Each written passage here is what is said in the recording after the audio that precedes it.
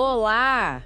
Que bom ter vocês conosco. Nós somos uma IA desenvolvida pelo site .geek. Curadoria de conteúdo humana por Gordo Geek. Eu sou o Eduardo. E eu sou a Jéssica. Aqui sempre fazemos uma investigação especial sobre um olhar geek de assuntos ligados à tecnologia, ciência, espaço e muito mais.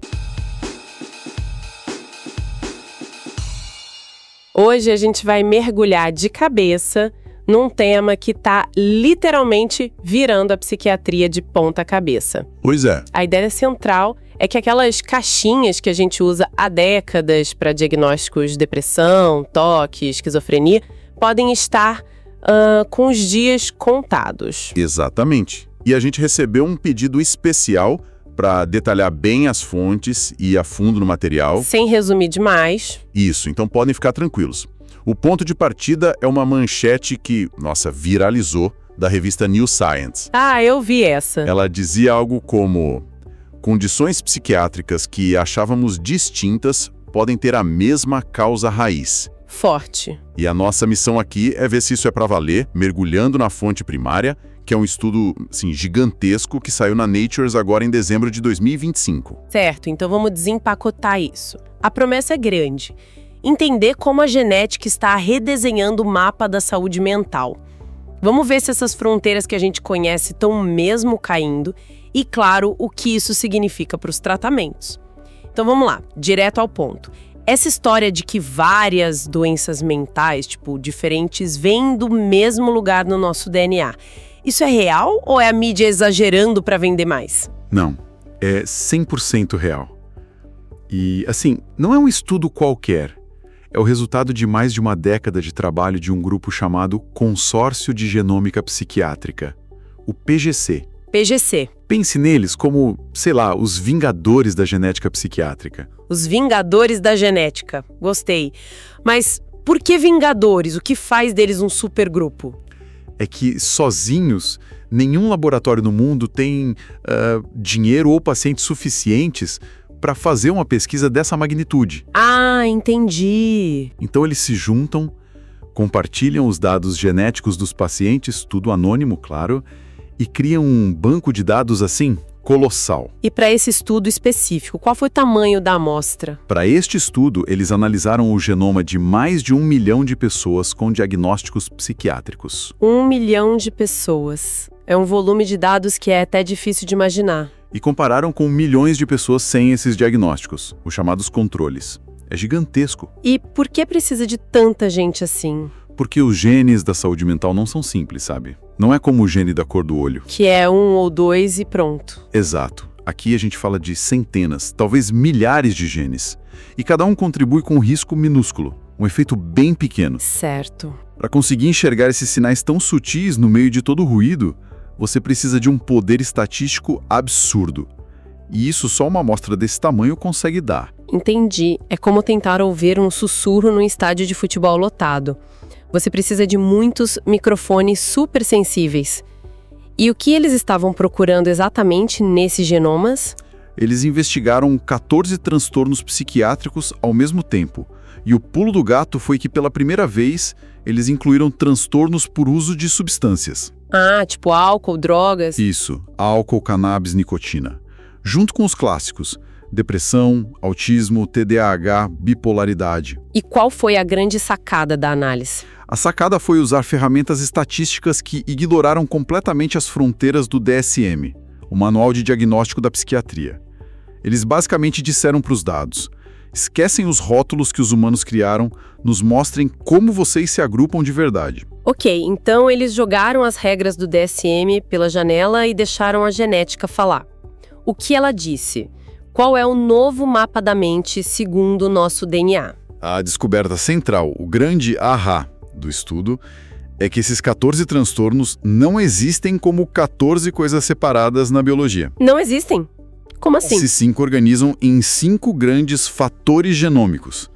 É como se a natureza não tivesse criado 14 doenças, mas sim 5 tipos principais de vulnerabilidade biológica. Uau! Só 5?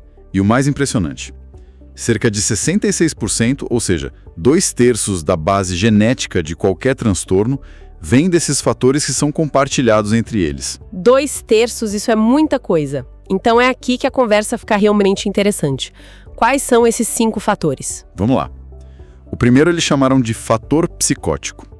E ele faz algo que, para os psiquiatras mais antigos, é quase uma heresia. Lá vem polêmica. E ele junta esquizofrenia e transtorno bipolar no mesmo grupo biológico. Juntos, mas sempre foram vistos como coisas super distintas. Pois é. A análise mostrou que 70% do sinal genético da esquizofrenia é compartilhado com o transtorno bipolar. 70%? Peraí, se a genética é 70% igual, por que na prática, clinicamente, os quadros parecem tão diferentes? O que explica os outros 30%? Excelente pergunta. E aí que está a nuance. Os 30% que sobram, mais os fatores ambientais, experiências de vida, traumas, tudo isso vai moldar como essa vulnerabilidade genética em comum vai aparecer. Ah, faz sentido. A genética te dá a arma, digamos, mas o ambiente ajuda a puxar o gatilho e define o alvo. Mas a raiz biológica é incrivelmente parecida. Essa descoberta basicamente encerra uma divisão criada há mais de um século por um psiquiatra alemão, o Kraepelin. Quebra de paradigma total. Ok, esse foi o fator psicótico e o segundo? O segundo é o fator internalizante. Esse é um pouco mais intuitivo, talvez. Deixa eu adivinhar. Depressão, ansiedade... Na mosca. Ele agrupa depressão maior, transtornos de ansiedade e o transtorno de estresse pós-traumático, o TEPT. Geneticamente, eles são parte da mesma predisposição geral ao sofrimento emocional, a uma maior sensibilidade ao estresse. Ah, isso faz muito sentido. É por isso que é tão comum uma pessoa ter diagnóstico de depressão e logo depois de ansiedade. Não é que ela tenha 2 doenças. Exatamente. A raiz biológica é a mesma, só se manifesta de formas um pouco diferentes. A genética está validando o que os clínicos veem no consultório há décadas. Certo. E o terceiro? O próximo é o fator de neurodesenvolvimento. Como o nome já diz, né, ele agrupa condições que começam cedo na vida e afetam como o cérebro se desenvolve. TDAH, autismo. Isso, transtorno do espectro autista, TDAH e também a síndrome de Tourette. Ok. Psicótico, internalizante e de neurodesenvolvimento. Faltam 2. E eu dei uma espiada nas fontes, o quarto fator tem uma conexão bem inesperada, né? Assim, o quarto é o fator compulsivo. E a descoberta aqui é simplesmente incrível. Ele junta anorexia nervosa, Anorexia, transtorno obsessivo-compulsivo, o TOC, e de novo a síndrome de Tourette, que interessante, ela aparece nos 2 grupos. peraí, anorexia e toque. Juntos, eu sempre pensei em anorexia como uma questão de imagem corporal, pressão social pela magreza. Todo mundo pensava. E a genética está dizendo que a raiz do problema é... Compulsão. Exatamente, a genética está reposicionando a anorexia. Ela mostra que o comportamento de restringir comida, de contar calorias de forma obsessiva, de seguir rituais rígidos... É biologicamente igual ao de uma pessoa com um toque que lava as mãos sem parar. É análogo. A rigidez mental, a dificuldade de mudar de comportamento, a compulsão. A base genética é a mesma. Isso muda completamente como a gente deve pensar e tratar a anorexia. Nossa, isso é revolucionário, muda tudo. E para fechar a conta, qual o quinto fator? O quinto é o fator de uso de substâncias. Esse é mais direto. Reúne os transtornos por uso de álcool, cannabis, opioides, nicotina. Certo. O que isso confirma é que existe uma vulnerabilidade genética comum nos circuitos de recompensa do cérebro. A predisposição não é para o álcool especificamente, mas para o comportamento de busca por recompensa e perda de controle, que é a base do vício. Ok, o novo mapa está traçado. 5 grandes continentes genéticos. Mas o estudo não parou aí, né? Eles foram mais fundo para descobrir onde no cérebro esses genes estão agindo. Sim, e é aqui que a ciência básica vira esperança de tratamento. Eles conseguiram apontar tipos de células específicos, e isso nos dá os alvos mais claros que a psiquiatria já teve em décadas para desenvolver novos remédios. E quais são esses alvos? No caso do fator psicótico, esquizofrenia e bipolaridade, lembrando, o sinal genético estava todo concentrado nos neurônios excitatórios. Neurônios excitatórios. Os aceleradores do cérebro. Perfeito. Os que dão o sinal de vai. E eles usam principalmente um neurotransmissor chamado glutamato. Glutamato? E isso é uma bomba, porque a psiquiatria passou os últimos 70 anos obcecada com outro neurotransmissor, a dopamina. Quase todos os antipsicóticos que temos hoje bloqueiam a dopamina. Então o que a gente está dizendo é que, por décadas, a psiquiatria talvez estivesse tratando o sintoma, a fumaça, e não o fogo. Essa é a analogia perfeita. O relatório do estudo usa uma ótima também. Diz que tratar só a dopamina é como jogar água no radiador de um motor que está superaquecendo, Quando o problema real está na injeção de combustível. que seria o sistema de glutamato. A dopamina é a consequência. A raiz do problema parece estar no glutamato e nos seus receptores, especialmente os receptores NMDA. Fascinante. E para o outro grupo, o fator internalizante de depressão e ansiedade, a descoberta foi tão surpreendente assim?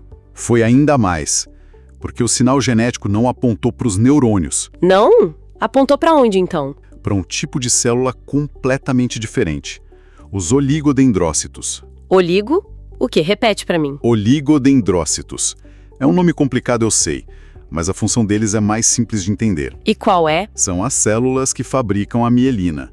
Pensa nos fios elétricos do cérebro, os axônios, que conectam um neurônio ao outro. A mielina é aquela capa de plástico isolante em volta do fio. Ah, bainha de mielina. Exato. Sem ela, a eletricidade vaza. A conexão fica lenta, dá curto-circuito. Uau! Então a genética está dizendo que a depressão pode não ser um problema químico, de falta de serotonina, mas sim um problema de fiação, uma doença de conectividade do cérebro? É a teoria que ganha uma força gigantesca com esse estudo.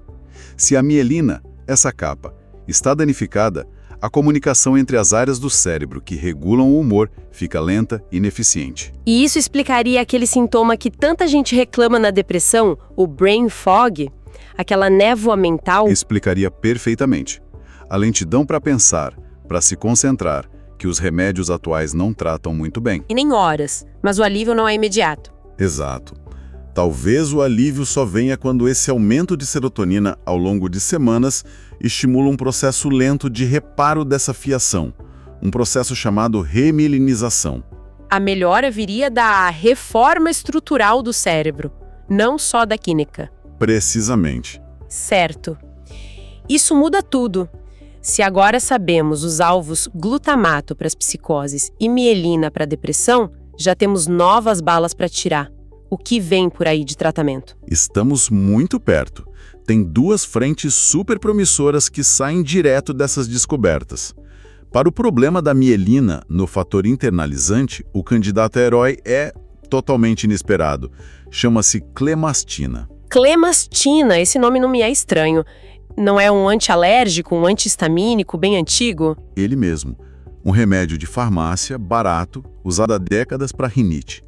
Descobriu-se, quase por acaso, que a clemastina tem um efeito colateral fantástico. Que é? Ela estimula os oligodendrócitos a produzirem mais mielina. Não acredito. E já tem um ensaio clínico importante acontecendo para testá-la especificamente em depressão em idosos. Seus resultados, que devem sair entre 2026 e 2027, forem positivos, nossa, vai ser uma revolução. Um tratamento barato e acessível para a base biológica da depressão. Que história incrível! E para o outro alvo, o glutamato. Aí a tecnologia mais nova e, claro, mais cara. O futuro das psicoses está numa classe de drogas chamada moduladores NMDA. O objetivo é ajustar finamente o sistema de glutamato. Certo, sem se apegar aos nomes comerciais. Iclepertin, ulotaronte. O importante é a estratégia. Eles miram na causa raiz. A grande busca da indústria é por uma molécula em comprimido, que seja bem tolerada e eficaz. E qual a previsão de chegada? As aprovações nos Estados Unidos e na Europa são esperadas entre 2026 e 2029.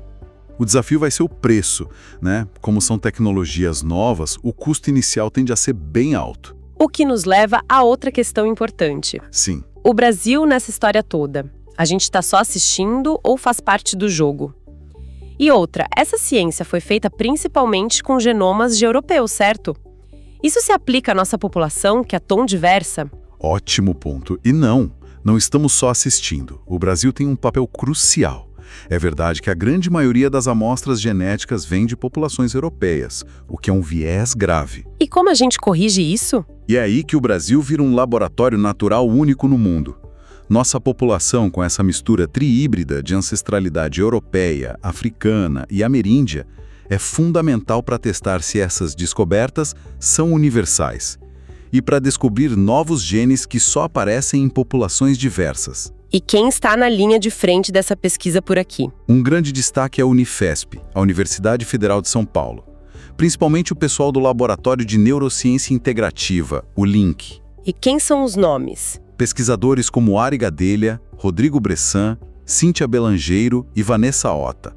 São nomes que estão publicando junto com o PDDC, participando desses consórcios e liderando projetos aqui, como a Coorte de Alto Risco Brasileira. Que estuda o que exatamente? Eles estudam crianças e adolescentes brasileiros para entender como a nossa genética única interage com o nosso ambiente, que também é único. Então a mensagem é que o Brasil não está só importando ciência, está produzindo e ajudando a garantir que essa nova psiquiatria funcione para todo mundo.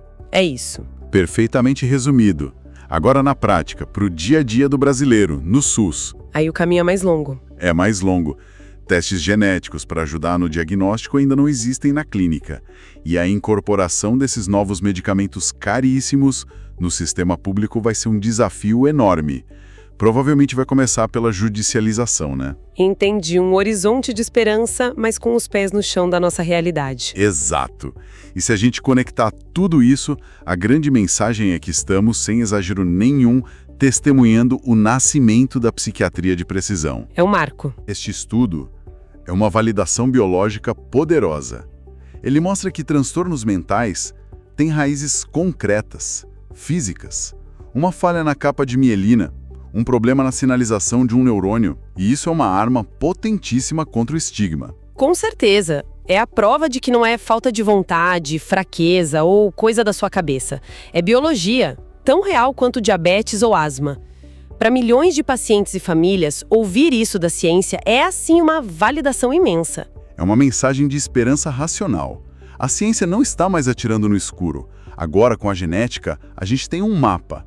Sabe onde olhar. A aplicação em massa vai demorar, mas o caminho está traçado. Exato. A era da psiquiatria biológica de precisão finalmente começou. E fica uma questão no ar, né? Se a genética nos mostra que anorexia e TOC compartilham raízes compulsivas e que depressão pode ser um problema de fiação, que outras conexões inesperadas a ciência pode revelar nos próximos anos? Tipo, ligando transtornos psiquiátricos a condições que hoje a gente acha que são puramente metabólicas ou imunológicas. Exatamente. O mapa está só começando a ser desenhado. Esperamos que essa nossa discussão detalhada tenha sido útil e, claro, interessante para quem nos ouve. E se você gostou, não esquece, deixa seu comentário, curte, compartilha com os amigos. Isso ajuda muito a gente a continuar trazendo essas informações e análises. É isso aí. Muito obrigado pela companhia e até a próxima. Tchau!